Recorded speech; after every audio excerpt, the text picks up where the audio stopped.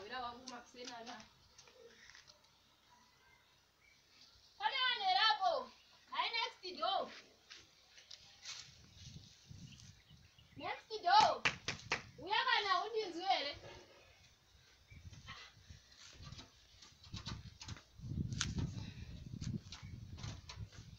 Next door. Ndianiko. Yoinira svika padhuze ndikupe.com. Komo vata kusvika mushana wapinda muromo here naye vasikana itai muchimuka kani. Kwakanaka here kuti musakausina kaita so. Kwakanaka.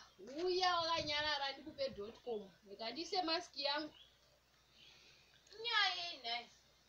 Uya padhuze, svika padhuze. Hatidi kuti tiite zvokudaidzirana kanhai asikana. Yes kani.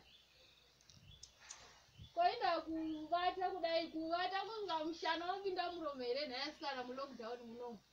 Yonikwanire. Ndatika ndikupewo ka.com. Bro wegora iti wamai vepasera apa mai mwana nemurume wavo nhasi. Vamuka vachiumbudza street yose vachiminhiwa mai mwana nekuvhara kwese kuya. Fariro yandaita nhasi ndafara mai mwana. Vaminhiwa. Ndoshaya kuti hamuna kuvanzwa seini. Noiziva vaita here? Zvangatimuukira makusema kaita so uchindinyauza ko lockdown chida kuzorora. Street yose yotoziva kuti wezhira weye kupenga uya. Nenotaura vakwawo kune vanhu vanovada. Nai next door. Kondangoti wakasasahwira wangu ndiye ndikuudze. Next time ndiokurohwayo usaveumba kwangu. Usandishedza kana worohwa nemurume wako zvikati chindakwa. One day achave yakadhakwa uchanditsvaga iwe.